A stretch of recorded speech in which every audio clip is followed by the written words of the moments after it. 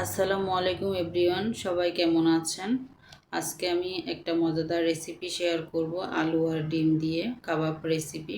খুব সহজ আর অল্প সময়ের ভিতরে বানানো যায়। নাস্তা রেসিপি হিসাবে বা পোলাওর সঙ্গেও কিন্তু খেতে পারবেন এই রেসিপিটা। তা কী নিয়ে নিলাম সেটা দেখুন। এখানে আমি একটা আলু সিদ্ধ করে নিয়েছি, এর অর্ধেকটা দিব আর অর্ধেকটা আমি আমার বাচ্চাকে ভর্তা করে দেওয়ার জন্য আমি বড় একটা দিয়েছি। তো যাই হোক, আমি যতটুকু লাগে আমি নিয়ে নিব, অল্প করেই দিব। ডিমের থেকে আলুটা একটু কম দিলে বেশি ভালো লাগে খেতে, যদি পোলাও দিয়ে খাওয়া হয়। আর যদি আপনারা নাস্তা হিসেবে খান তাহলে আলুটা বেশি দিলেও ভালো হবে। তো আমার আলু কিন্তু অর্ধেকটা আমি নিয়ে নিয়েছি আর ডিম পুরোটাই নিব। এখানে আপনার দুইটা তিনটা যে কোনো বেশি যা লাগে আপনারা সেভাবে কিন্তু ডিমটা নিতে পারবেন। তো আমি আজকে একটা ডিম দিয়ে কিন্তু নাস্তাটা বানিয়ে নিচ্ছি। তা ডিম আলু কিন্তু ভালোভাবে গ্রেট করা হয়ে গিয়েছে। এখানে কিছু মশলা অ্যাড করব। তাই এখানে আমি যে নিয়ে নিচ্ছি পেঁয়াজ, আমি ছোট একটা পেঁয়াজ কুচি নিয়ে নিলাম আর দুইটা কাঁচামরিচ কুচি করে নিচ্ছি। কাঁচামরিচ দুইটা আমি কুচি করে নিচ্ছি কেচি দিয়ে। তা কেচি দিয়ে ভালোভাবে কেটে নিচ্ছি, সহজভাবে হয়ে যাবে, তাড়াতাড়ি হয়ে যাবে তার জন্য।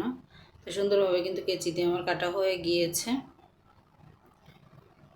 তাই এখানে কিছু গুঁড়া মশলা অ্যাড করব। এখানে এখন এই যে দিয়ে দিব চিলি ফ্লেক্স হাফ চা চামচ, এখন দিয়ে দিব গরম মশলার গুঁড়া হাফ চা চামচ, দিয়ে দিব ঝালের গুঁড়া হাফ চা চামচ, মরিচের গুঁড়াটা আপনাদের পছন্দ মতো দিবেন, ধনিয়ার গুঁড়া দিয়ে দিলাম হাফ চা চামচ, স্বাদ মতো লবণ দিয়ে দিলাম। আর একদমই কিন্তু অল্প উপকরণ দিয়ে কিন্তু এটা বানানো হচ্ছে, দেখতেই পাচ্ছেন। তো এখানে কিন্তু আমি এই যে এখন মেখে নিচ্ছি সুন্দরভাবে, পুরোটা সবগুলো মেখে নিতে হবে, কোনো পানি অ্যাড করা যাবে না। যদি আপনারা ডিমে আমি কোট করব, ডিমে যদি ডুবিয়ে না করেন, আপনারা যদি আটা দিয়ে করতে চান সেটাও কিন্তু করতে পারবেন। আটা ময়দার ভিতরে যদি ডুবিয়ে আপনারা ভেজে নিতে চান তাহলে কিন্তু এখানে অবশ্যই একটু আটা বা ময়দা বা কর্নফ্লাওয়ার অ্যাড করতে হবে, না হলে কিন্তু তেলে দেওয়ার সঙ্গে সঙ্গে কিন্তু ভেঙে যাবে।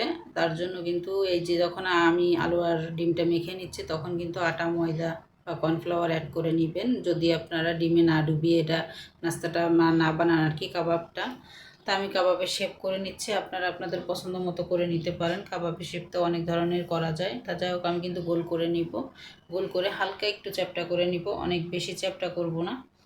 তা আমি ছোট ছোট করে বানিয়ে নিচ্ছি, আপনারা কম বেশি করে নিতে পারেন। তা দেখুন আমার একটা কিন্তু খুব সুন্দরভাবে হয়ে গিয়েছে। তো এরকমই রেখে দিব, আর ফাটাও যেন না থাকে সেটা দেখতে হবে। আমি আরও একটা আপনাদের মাঝে দেখিয়ে দিচ্ছি। এটাও কিন্তু খুব সুন্দরভাবে আমি বানিয়ে নিচ্ছি। আর এই পর্যায়ে যদি কেউ লাইক না দিয়ে থাকেন অবশ্যই মনে করে একটা লাইক দিয়ে দিবেন। তা দেখুন আমার দুইটা কিন্তু বানানো হয়ে গিয়েছে আর সবগুলো অফ ক্যামেরায় বানিয়ে নিয়েছি। তো সবগুলো কিন্তু আমার বানানো হয়ে গিয়েছে। একটা বাটি নিয়ে নিয়েছি, সেটার ভিতর নিয়ে নিলাম একটা ডিম ভেঙে। আর এখানে কিন্তু ডিমের পরিবর্তে আপনারা আটা ময়দা কর্নফ্লাওয়ার লবণ দিয়ে বা মরিচের গুঁড়া দিয়ে একটু গুলিয়ে নিতে পারেন, তাহলে কিন্তু খেতে ভালো লাগবে। নাস্তা হিসাবে করলে একটু গোলমরিচের গুঁড়া আর একটু লবণ দিয়ে কিন্তু আমি ডিমটাকে ফাটিয়ে নিচ্ছি। ভালোভাবে ফেটে নিতে হবে যেন সবগুলো ভালোভাবে মিশে যায়, গোলমরিচের গুঁড়া লবণটাও যেন ভালোভাবে মিশে যায় তার জন্য। তা খুব সুন্দরভাবে কিন্তু ফেটে নিয়েছি। তো দেখুন সুন্দরভাবে ফাটা হয়ে গিয়েছে।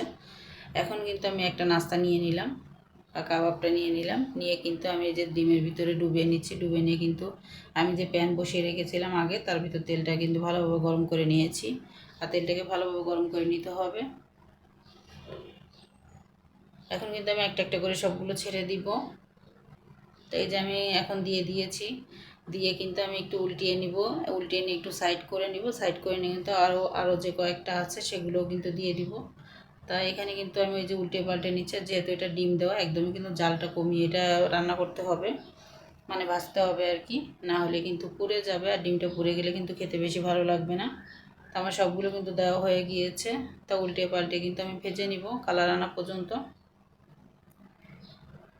তা আমার ভিডিওর যদি কোনো অংশ ভালো লেগে থাকে চাইলে আমার চ্যানেলটা সাবস্ক্রাইব করে আমার পাশে থেকে যেতে পারেন। তা আপনারা সবাই আমাকে একটা বুদ্ধি দিন যে আমি চ্যানেলের নামটা একটু চেঞ্জ করতে চাচ্ছি। চ্যানেলের নামটা কি চেঞ্জ করা ঠিক হবে নাকি? যদি চেঞ্জ করা ঠিক হয় তাহলে আমাকে একটু জানাবেন, যারা জানেন আর কি।